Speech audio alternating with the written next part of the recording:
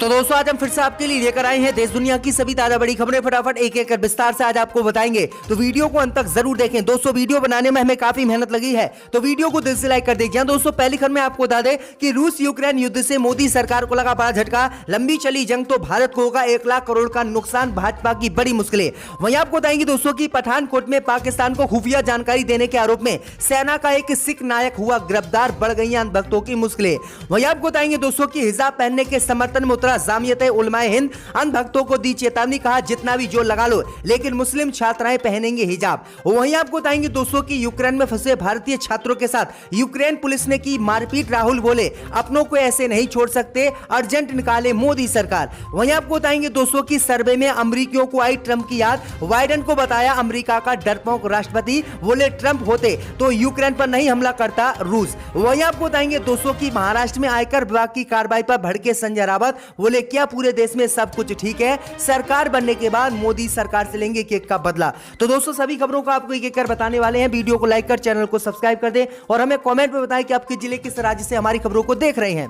इसी बीच पर तो दोस्तों अगली खबर की ओर, तो रूस यूक्रेन युद्ध से मोदी सरकार को लगा बड़ा झटका। लंबी चली जंग तो भारत को होगा 1 लाख करोड़ का नुकसान। जी दोस्तों आपको बता दें कि रूस और यूक्रेन के बीच शुरू हुआ युद्ध अब भारत के लिए बड़ी चिंता का विषय बनता जा रहा है, जिसने मोदी सरकार की चिंता बढ़ा दी है। दरअसल आपको बता दें कि एक रिपोर्ट जारी की गई है और रिपोर्ट में बताया गया है कि अगर दोनों देशों के बीच जारी ये जंग लंबी खिंची तो कच्चे तेल के भाव ऊपर जाएंगे, जिसके बाद भारत को करीब 1 लाख करोड़ रुपए का नुकसान उठाना पड़ेगा, जिसके बाद मोदी सरकार की मुश्किलें बढ़ गई हैं। दरअसल आपको बता दें कि रूस और यूक्रेन के बीच शुरू हुई जंग का असर भी साफ तौर पर अब देश में दिखने लगा है। युद्ध शुरू होने के साथ ही शेयर बाजार धड़ाम हो गए हैं और कच्चे तेल के भाव $105 प्रति बैरल के रिकॉर्ड तोड़ स्तर पर पहुंच गए हैं। तो ये बड़ी अपडेट आई दोस्तों कि अगर लंबी जंग चली तो 1 लाख करोड़ रुपए का नुकसान भारत को होगा और महंगाई भारत में बढ़ने का खतरा है। तो मोदी सरकार की मुश्किलें रूस यूक्रेन जंग ने बढ़ा दी हैं। इसी बीच पर तो दोस्तों अगली खबर की ओर, तो पाकिस्तान को खुफिया जानकारी देने के आरोप में सेना का एक नायक गिरफ्तार। जी दोस्तों आपको बता दें कि भारतीय फौज की खुफिया जानकारी पाकिस्तान को भेजने के आरोप में CIA स्टाफ पठानकोट की टीम ने एक सैन्य अधिकारी को गिरफ्तार किया है। सेना में बतौर नायक अपनी सेवा दे रहे आरोपी की पहचान गुरदासपुर के गाँव तलवंडी थरथबाल बटाला निवासी नवजोत सिंह के रूप में की गई है। वह इस समय पठानकोट के सुजानपुर आर्मी कैंप में तैनात है। थाना सदर पुलिस ने आरोपी के खिलाफ मामला दर्ज कर लिया है। पुलिस ने आरोपी का मोबाइल फोन अपने कब्जे में ले लिया है। पुलिस के मुताबिक आरोपी के साथ उसका एक साथी भी इस काम में लगा था। दोनों आरोपी सोशल मीडिया के माध्यम से सैन्य मूवमेंट, जंगी तैयारी के साथ अन्य खुफिया जानकारी पाकिस्तानी अधिकारियों और खुफिया एजेंसियों को मुहैया करवा देते। सूत्रों का कहना है कि आरोपी के मोबाइल से यह पता चलेगा कि वह कब से पाकिस्तान को खुफिया जानकारी भेज रहा था और अब तक क्या जानकारी साझा की जा चुकी है। तो ये बड़ी अपडेट आ रही दोस्तों, क्योंकि पठानकोट एक संवेदनशील इलाका है और पाकिस्तान की दूरी भी वहां से काफी कम है। तो ये बड़ी अपडेट आई दोस्तों कि किस तरह से देश से गद्दारी लगातार की जा रही है। इसी बीच पर तो दोस्तों अगली खबर की ओर, तो अमित शाह के बयान पर अखिलेश यादव ने ली चुटकी, बोले 12वीं के बाद करा रहे हैं इंटर, शुक्र है इन लोगों का। दोस्तों आपको बता दें कि उत्तर प्रदेश के 12 जिलों में कल 5वें चरण के लिए मतदान हुआ था। इस बीच समाजवादी पार्टी के अध्यक्ष व यूपी के पूर्व सीएम अखिलेश यादव सीएम योगी के गढ़ गोरखपुर पहुंचे। इस दौरान उन्होंने चुल्लूपार विधानसभा में पार्टी प्रत्याशी विनय शंकर तिवारी के लिए जनसभा को संबोधित करते हुए केंद्रीय गृह राज्य मंत्री अमित शाह के बयान पर चुटकी ली।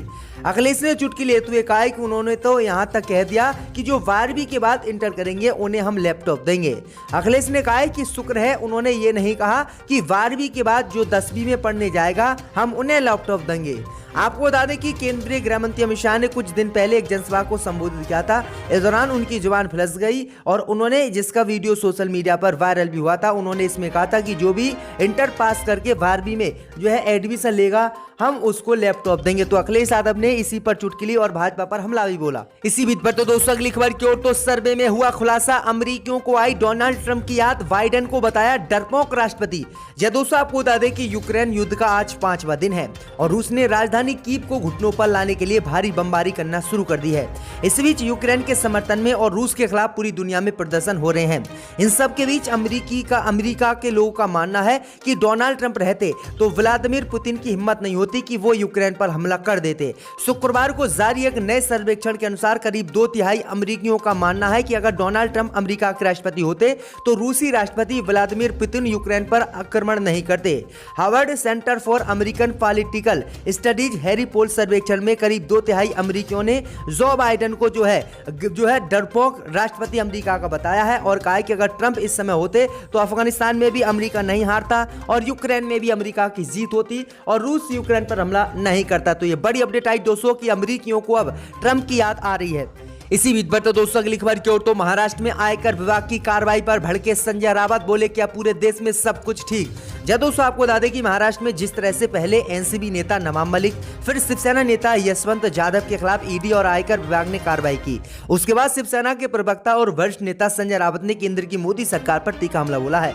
उन्होंने कहा कि मुझे ऐसा लगता है कि पैसा और टैक्स सिर्फ महाराष्ट्र में है, ये किसी भी भाजपा शासित प्रदेश में नहीं है।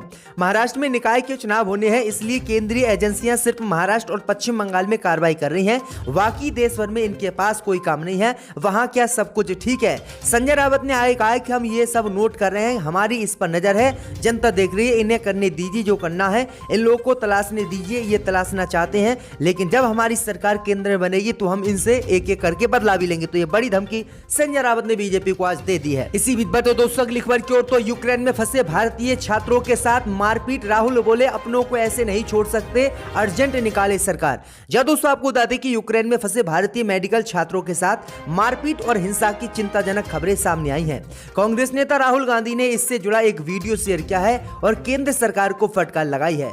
राहुल गांधी ने कहा है कि हम अपने नागरिकों को ऐसे नहीं छोड़ सकते। राहुल ने आगे कहा है कि मेरी संवेदना उन मेडिकल छात्राओं और छात्रों के साथ है जो इस हिंसा से गुजर रहे हैं, किसी माता पिता को इस पीड़ा से नहीं गुजरना चाहिए। राहुल गांधी ने कहा है कि भारत सरकार को इन्हें वहां से निकालने का प्लान तत्काल शेयर करना चाहिए। सरकार को यह प्लान उन स्टूडेंट को भी बताना चाहिए, साथ ही उनके माता पिता के साथ भी शेयर करना चाहिए जिनको यहां से निकाला जाए। तो राहुल गांधी ने एक वीडियो शेयर किया था अपने ट्विटर पर, जिसमें जो है यूक्रेन की जो पुलिस है वो भारतीय छात्रों को जमकर पीट रही है। तो ये बड़ी अपडेट आ रही है क्योंकि भारत ने रूस का समर्थन किया है और यूक्रेन का साथ नहीं दिया है, इसी से यूक्रेन के लोग भी भारत से काफी नाराज हैं। इसी बीच पर तो दोस्तों अगली खबर की ओर तो हिजाब पहनने के समर्थन में उतरा जामिते उलमाए हिंद, कहा मुस्लिम छात्राओं को हिजाब पहनने से नहीं रोक सकते भगवाधारी, अनुच्छेद 25 का है उल्लंघन। जब दोस्तों आपको बता दें कि देश के प्रमुख मुस्लिम संगठन जामिते उलमाए हिंद ने शनिवार को कहा कि मुस्लिम महिलाओं का हिजाब धारण करना इस्लामी सिद्धांतों एवं शरीयत के तहत अनिवार्य है तथा ऐसे में इसे रोकना भारतीय संविधान के अनुच्छेद 25 का उल्लंघन है।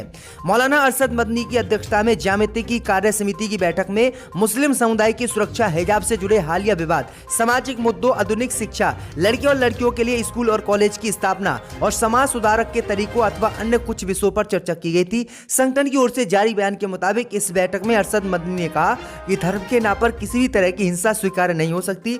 धर्म के नाम पर नफरत फैलाने वालों को हमें विरोध करना चाहिए। देश की वर्तमान स्थिति निस्संदेह निराशाजनक है, लेकिन हमें निराश होने की आवश्यकता नहीं है क्योंकि इस देश में बड़ी संख्या में न्याय प्रिय लोग हैं जो सांप्रदायिकता, धार्मिक अतिवाद और अल्पसंख्यकों के साथ होने का अन्याय के खिलाफ आवाज उठा रहे हैं। तो ये बड़ी अपडेट आई दोस्तों की जामिते उलमा हिंद ने एक बार फिर से जो है हिजाब पहनने का समर्थन किया है।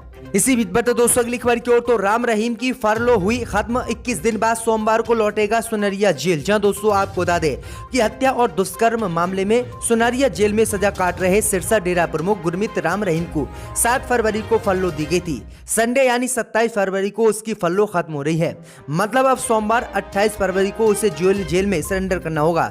बताया जा रहा है कि उसे सोमवार की दोपहर 12 बजे के बाद कड़ी सुरक्षा में कुंडली मान सरेबर पलवल एक्सप्रेसवे के रास्ते रोहतक की सुनारिया जेल ले जाया जाएगा। राम रहीम को सीबीआई की विशेष कोर्ट ने सदवियों से दुष्कर्म के मामले में 2017 में सजा सुनाई थी। सजा सुनने के बाद पंचकूला में हिंसा के बाद राम रहीम को सुनारिया जेल भेजा गया था, तभी से वह जेल में बंद थे। इसी दौरान इसके बाद उसे पत्रकार रामचंद्र छत्रपति हत्याकांड में भी सजा सुनाई गई थी। तो ये बड़ी अपडेट आ रही है। इसी बीच पर तो दोस्तों अगली खबर की ओर तो योगी सरकार ने किया दावा 75 में से 44 जिले हुए हैं आवारा पशुओं से मुक्त। जी दोस्तों आपको बता दें कि उत्तर प्रदेश में रविवार को 5वें चरण की वोटिंग हो रही थी। 5वें चरण की वोटिंग के बीच प्रदेश की सत्ताहीन योगी सरकार ने बड़ा दावा किया। उत्तर प्रदेश सरकार ने कहा है कि समस्या केवल कुछ क्षेत्रों तक ही सीमित है। उत्तर प्रदेश की योगी सरकार ने कहा है कि राज्य के 75 में से 44 जिलों को आवारा पशुओं से मुक्त प्रमाणित किया गया है। इंडिया टुडे से खास बातचीत करते हुए सीएम योगी आदित्यनाथ ने कहा है कि राज्य में अवैध बूचड़खानों को पूरी तरह से बंद कर दिया गया और 9 लाख से अधिक आवारा मवेशी आश्रम हैं। उन्होंने दावा किया है कि वह प्राकृतिक खेती का विस्तार करके इन आवारा पशुओं को किसानों की खेती में कैसे उपयोग किया जाए, इसके लिए प्लान तैयार करे। योगी आदित्यनाथ ने आगे कहा है कि हमने आवारा पशुओं का इंतजाम किया है और उत्तर प्रदेश में 75 में से 44 जिलों को आवारा पशुओं से मुक्त कराया है। तो ये किस तरह से हवाई आंकड़े योगी आदित्यनाथ ने दिए हैं। एमपी ने यहां पर आकर अपने फाइल्स